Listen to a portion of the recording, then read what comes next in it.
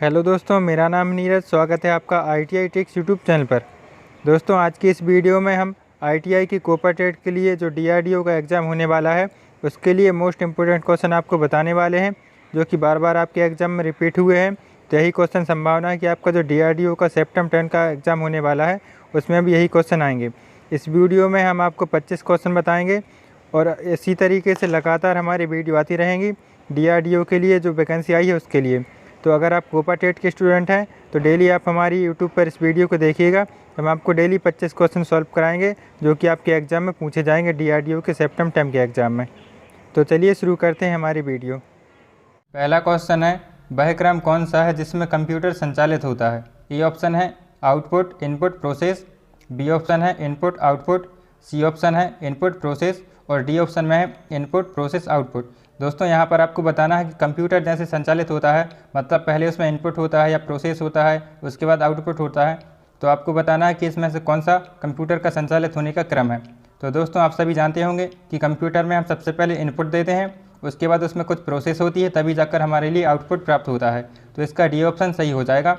वह क्रम जिसमें कंप्यूटर संचालित होता है वह है इनपुट प्रोसेस आउटपुट। दूसरा क्वेश्चन है, कंप्यूटर की लाइट जलने के बाद उसे कार्यशील बनाने की प्रक्रिया को क्या कहा जाता है? ए ऑप्शन में है सिस्टम स्ट्रोक, बी ऑप्शन है एप्लीकेशन, सी ऑप्शन है बूटिंग, डी ऑप्शन है स्टार्टिंग। दोस्तों, हमारा आंसर जानने से पहले आप अपना आंसर ज़रूर कमेंट कर देना ताकि हमें भी पता चल सके कि आपसे कितना क्वेश्चन आता है। दोस्तों, इन 25 प्रश्नों में से आप कितने प्रश्नों का सही आंसर दिया है यह भी कमेंट में कर देना, तो हमें पता चलेगा कि आपकी कितनी तैयारी है। तो उस हिसाब से आपको क्वेश्चन भेजकर हम आपकी पूरी एग्ज़ाम की तैयारी करवा देंगे। तो चलिए देखते हैं हमारे दूसरे क्वेश्चन का क्या आंसर होगा। कंप्यूटर की लाइट जाने के बाद उसे कार्यशील बनाने की जो प्रक्रिया होती है उसे बूटिंग कहते हैं। इसका सी ऑप्शन सही हो जाएगा। तीसरा क्वेश्चन है, जो यूज़र और कंप्यूटर के बीच एक इंटरमीडिएट के रूप में कार्य करता है उसे क्या कहते हैं? दोस्तों, कंप्यूटर और यूज़र के बीच जो माध्यम होता है, इंटरमीडिएट होता है, उसे हम ऑपरेटिंग सिस्टम कहते हैं। OS मतलब ऑपरेटिंग सिस्टम। इसका ए ऑप्शन सही हो जाएगा। चौथा क्वेश्चन है, HTML डॉक्यूमेंट में पहला टैग क्या है? दोस्तों, HTML टैग आपसे एग्जाम में पूछ लिए जाते हैं, तो आपको ज़रूर से ध्यान देना है। जितने भी इंपॉर्टेंट टैग थे वही हमने 150 क्वेश्चन में कंप्लीट करा दिए हैं। दोस्तों, HTML के टैग से संबंधित एक ना एक क्वेश्चन आपके एग्जाम में आ ही जाता है, तो यहाँ पर आपको इस प्रश्न को अच्छे से देखना है। HTML डॉक्यूमेंट में जो पहला टैग होता है वह होता है, ऐसे कॉमा लगे होते हैं 2 और उसमें लिखा होता है HTML। यह HTML का टैग होता है। तो सबसे पहले जो स्टार्ट करते हैं हम HTML का कोई भी डॉक्यूमेंट लिखना, तो उसमें सबसे पहले हमें लिखना होता है HTML और इसे ऐसे कॉमा लगा के ब्रैकेट में लिख दिया जाता है। तो इसका बी ऑप्शन सही हो जाएगा। पांचवा क्वेश्चन है, ऑप्टिकल डिस्क का डाटा रिकॉर्ड करने के लिए किस प्रक्रिया का उपयोग किया जाता है? दोस्तों, कंप्यूटर से संबंधित क्वेश्चन आप इंग्लिश लैंग्वेज में ही समझते हैं, लेकिन आपको ITI एग्जाम में बिल्कुल शुद्ध हिंदी में क्वेश्चन पूछ लिए जाते हैं। इसलिए हम आपको बिल्कुल वैसा ही क्वेश्चन सॉल्व करवा रहे हैं ताकि आपको परीक्षा में क्वेश्चन समझने में कोई भी परेशानी ना हो। तो यहाँ पर आपको बताना है कि डाटा जब रिकॉर्ड करते हैं उस प्रक्रिया को क्या कहते हैं? उसको बोला जाता है बर्निंग। जब हम ऑप्टिकल डिस्क पर डाटा रिकॉर्ड करते हैं तो उसको बर्निंग बोला जाता है। इसका ए ऑप्शन सही हो जाएगा। छठवां क्वेश्चन है, कौन सा कारक उत्पाद की लागत निर्धारित करता है? पहला ऑप्शन है प्रत्यक्ष लागत, दूसरा ऑप्शन है मानक लागत, तीसरा ऑप्शन है अप्रत्यक्ष लागत और चौथा ऑप्शन है लागत के तत्व मतलब एलिमेंट ऑफ कॉस्ट। तो यहाँ पर आपको बताना है कि उत्पाद की लागत कौन निर्धारित करता है, तो इसका आंसर है लागत के तत्व मतलब एलिमेंट ऑफ कॉस्ट होते हैं, वह उत्पाद की लागत को निर्धारित करते हैं। इसका डी ऑप्शन सही हो जाएगा। सातवां क्वेश्चन है, जावा स्क्रिप्ट कोड चलाने के लिए कौन जिम्मेदार है? दोस्तों, जावा स्क्रिप्ट के कोड चलाने के लिए ब्राउज़र जिम्मेदार होता है। तो सातवें क्वेश्चन का बी ऑप्शन सही हो जाएगा। अगला क्वेश्चन है, MS एक्सेल 2010 का फाइल एक्सटेंशन क्या है? दोस्तों, MS एक्सेल का जो फाइल एक्सटेंशन होता है वह होता है .xls, लेकिन यहाँ पर आपको MS एक्सेल 2010 का फाइल एक्सटेंशन पूछा गया है, तो इसका ए ऑप्शन सही हो जाएगा .xlsx। यह इसका ए ऑप्शन सही हो जाएगा। नौवां क्वेश्चन है, किसी व्यक्ति के द्वारा व्यवसाय शुरू करने के लिए निवेश की गई राशि को क्या कहते हैं? दोस्तों, कोई भी व्यक्ति अगर व्यवसाय शुरू करता है तो सबसे पहले जो राशि वह निवेश करता है उसको कैपिटल बोला जाता है। तो इसका सी ऑप्शन सही हो जाएगा। 10वां क्वेश्चन है, एक्सेल में कौन सा फंक्शन रेंज में सबसे बड़ी वैल्यू खोजने के लिए उपयोग किया जाता है? ये ऑप्शन है मैक्स, बी ऑप्शन है लेन, सी ऑप्शन है डी मैक्स, डी ऑप्शन है सेलिंग। तो यहाँ पर आपको बताना है कि सबसे बड़ी वैल्यू खोजने के लिए कौन सा फंक्शन है, तो उसके लिए हम मैक्स का उपयोग करते हैं। मैक्स मतलब होता है मैक्सिमम। तो मैक्सिमम के लिए हम MAX फंक्शन का उपयोग करते हैं, तो इसका ए ऑप्शन सही हो जाएगा। दोस्तों आपसे आशा करते हैं कि आपको यह वीडियो पसंद आ रही होगी, तो आप इस वीडियो को लाइक कर दें और अपने सभी दोस्तों में इसे शेयर ज़रूर कर दें, ताकि हमारी मेहनत भी सफल हो सके और यह 150 इंपॉर्टेंट क्वेश्चन उन लोगों तक भी पहुंच सकें। 11वां इंपॉर्टेंट क्वेश्चन है, कौन सा उपकरण उपयोगकर्ता के स्लाइड के लिए अलग लेआउट का चयन करने की अनुमति देता है। दोस्तों जो यूज़र होता है उसके लिए स्लाइड के लिए लेआउट चयन करने की अनुमति देता है, उसे स्लाइड लेआउट कहते हैं, तो इसका डी ऑप्शन सही हो जाएगा। 12वां क्वेश्चन है, कंप्यूटर द्वारा निष्पादित होने के लिए निर्देश लिखने की प्रक्रिया क्या है। तो जो हम कंप्यूटर में निष्पादित करने के लिए निर्देश लिखते हैं उसको प्रोग्रामिंग बोला जाता है, तो इसका ए ऑप्शन सही हो जाएगा। 13वां इंपॉर्टेंट क्वेश्चन है, फॉर लूप में कितने भाग होते हैं। दोस्तों जो फॉर लूप होता है उसमें 3 भाग होते हैं, तो इसका बी ऑप्शन सही हो जाएगा। 14वां क्वेश्चन है, ई कॉमर्स बिजनेस प्लेटफॉर्म जैसे अमेजॉन, ईबे आदि का कौन सा स्कोप है।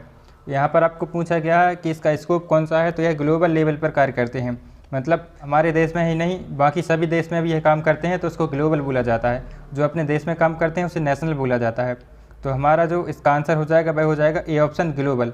जो अमेजन और ईबे हैं, यह जो बिज़नेस प्लेटफॉर्म है यह ग्लोबल लेवल पर इनका स्कोप है, तो इसका ए ऑप्शन सही हो जाएगा।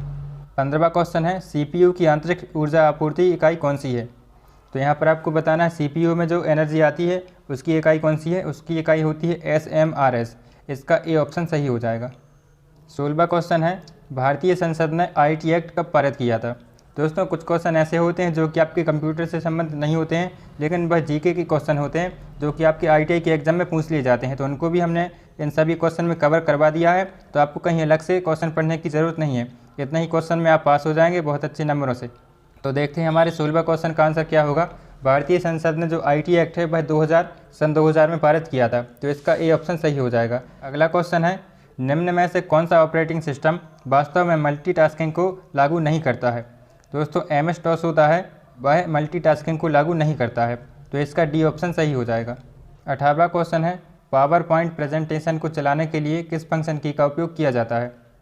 दोस्तों जो पावर पॉइंट का प्रेजेंटेशन होता है उसको चलाने के लिए हम F5 की का उपयोग करते हैं, ये हमारी फंक्शन की होती है, तो F5 की से हम पावर पॉइंट में प्रेजेंटेशन को चला सकते हैं, इसका बी ऑप्शन सही हो जाएगा। 19वां क्वेश्चन है, VAN के लिए कौन सा उदाहरण है। यहाँ पर आपको बताना है कि वाइड एरिया नेटवर्क VAN का फुल फॉर्म होता है, इसके लिए कौन सा उदाहरण सही रहेगा। तो जो VAN का उदाहरण है वह होता है ईथरनेट, तो इसका ईथरनेट उदाहरण हो जाएगा, तो हमारे 19वें क्वेश्चन का आंसर ए सही हो जाएगा। 20वां इंपॉर्टेंट क्वेश्चन है, विंडोज़ में मिनिमाइज एप्लीकेशन कहाँ रहता है। दोस्तों कंप्यूटर की स्क्रीन पर जो हम एप्लीकेशन को मिनिमाइज कर देते हैं वह हमारे टास्क बार में रहता है। तो बहुत ही आसान से क्वेश्चन आपको ITI के एग्ज़ाम में पूछे जाते हैं, तो आपको ज़्यादा चिंता करने की ज़रूरत नहीं है। अगर आप इतने क्वेश्चन पढ़ लेते हैं तो आप बहुत ही आसान तरीके से पास हो जाएंगे। तो यहाँ पर आपका 20वें क्वेश्चन का आंसर पता चल गया होगा कि हमारे 20वें क्वेश्चन का आंसर डी है, टास्क बार। दोस्तों इससे पहले हमने 25 क्वेश्चन की 5 वीडियो चैनल पर अपलोड कर दिए हैं, तो आप उन वीडियो को ज़रूर देख लेना, आपको कुछ और पढ़ने की ज़रूरत नहीं पड़ेगी। 21वां क्वेश्चन है, पावर पॉइंट में text, item chart, song, video इत्यादि कौन से आइटम हैं। तो यह जो यहाँ पर दिए गए हैं ये हमारी स्लाइड्स होती हैं। पावर पॉइंट में जो स्लाइड होती हैं वो टेक्स्ट होती हैं, सॉन्ग होते हैं, वीडियो आती हैं, इन सबको हम स्लाइड बोलते हैं, तो इसका सी ऑप्शन सही हो जाएगा। 22वां इंपॉर्टेंट क्वेश्चन है, बैकग्राउंड कलर जोड़ने के लिए सही HTML टैग को चुनें। दोस्तों यहाँ पर आपको HTML का टैग पूछा गया है। एक टैग हमने पहले ही आपको बता दिया है कि HTML का जो शुरुआती टैग होता है वह HTML होता है और उसमें कॉमा लगे होते हैं दोस्तों इस क्वेश्चन का आंसर हम देखते हैं। HTML में बैकग्राउंड कलर जोड़ने के लिए हम बॉडी BG कलर बराबर येलो इस तरीके से हम लिख देते हैं, तो हमारा टैग बन जाता है। इससे हम बैकग्राउंड में येलो कलर जोड़ सकते हैं। अगर हमें दूसरा कलर जोड़ना है तो येलो की जगह हम पिंक, ब्लू, येलो कुछ भी लिख सकते हैं, वह हमारा कलर वहाँ पर बैकग्राउंड में आ जाएगा। 23वां क्वेश्चन है, ऑपरेटिंग सिस्टम का कार्य क्या होता है। दोस्तों बहुत ही आसान सवाल आपसे पूछा गया है, ऑपरेटिंग सिस्टम का कार्य क्या होता है। ए ऑप्शन में दिया गया है प्रोसेसिंग, बी ऑप्शन है कैलकुलेशन, सी ऑप्शन है ड्राइंग और डी ऑप्शन है प्रोसेस और मेमोरी मैनेजमेंट। तो ऑपरेटिंग सिस्टम का जो कार्य होता है वह प्रोसेसर होता है और मेमोरी को मैनेजमेंट करना होता है, तो इसका डी ऑप्शन सही हो जाएगा ऑपरेटिंग सिस्टम। 24वां क्वेश्चन है, ई कॉमर्स में कौन सा मॉडल है यदि विक्रेता एक बिजनेस है और व्यक्ति उपभोक्ता है। दोस्तों यह क्वेश्चन थोड़ी सा मुश्किल आपको ज़रूर लगेगा, लेकिन आप इस तरह के क्वेश्चन ज़्यादा समझने की आपको ज़रूरत नहीं है, क्योंकि आपके एग्जाम के लिए बहुत ही कम समय बचा है। तो अगर आपके पास ज़्यादा वक्त है तो आप इसे अच्छे से समझ सकते हैं अपनी बुक से। और अभी के लिए आप इस क्वेश्चन को ऐसे ही रट लेना, ऐसे तरीके के जो भी क्वेश्चन होते हैं आप उनका आंसर ज़रूर से याद कर लेना कि इसका आंसर क्या होगा, तो भाई आप एग्ज़ाम में डायरेक्ट लगा सकते हैं, आपको ज़्यादा दिमाग लगाने की यहाँ पर ज़रूरत नहीं है। तो यहाँ पर जो इसका आंसर हो जाएगा वह होगा बिजनेस टू कंज्यूमर, मतलब अगर विक्रेता एक बिजनेस है और व्यक्ति उपभोक्ता है तो इसका जो हमारा मॉडल बनेगा वह होगा बिजनेस टू कंज्यूमर। 25वां क्वेश्चन है VBA में विजुअल बेसिक एडिटर खोलने के लिए किस शॉर्टकट की का उपयोग किया जाता है। दोस्तों शॉर्टकट की से संबंधित 1-2 क्वेश्चन आपके एग्जाम में पूछे जाते हैं और एक और इम्पोर्टेंट क्वेश्चन होता है फुल फॉर्म से संबंधित, तो वहाँ से आपको कम से कम 3-4 क्वेश्चन फुल फॉर्म वाले आपको ITI के एग्ज़ाम में मिल जाएंगे।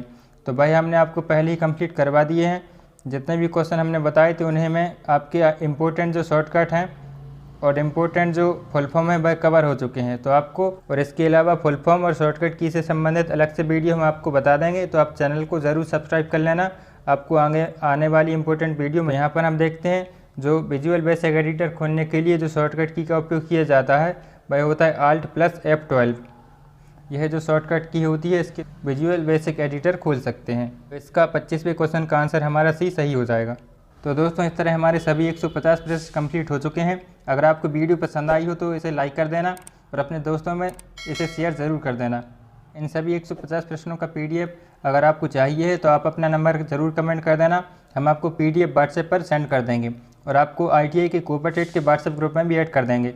वहाँ पर आपको ITI से संबंधित सभी ITI के स्टडी और एग्जाम से संबंधित सभी महत्वपूर्ण छोटी बड़ी जानकारी के लिए प्लीज़ आप ITI ट्रिक्स यूट्यूब चैनल को जरूर सब्सक्राइब कर लेना। यहाँ पर आपको ITI से संबंधित सभी जानकारी मिलती रहती है और आपकी स्टडी से संबंधित बहुत ही इंपॉर्टेंट वीडियो हम आपको बनाकर लाते रहते हैं। तो प्लीज़ मिलते हैं अगली वीडियो पर। अपना बहुमूल्य समय देने के लिए आपका बहुत बहुत धन्यवाद।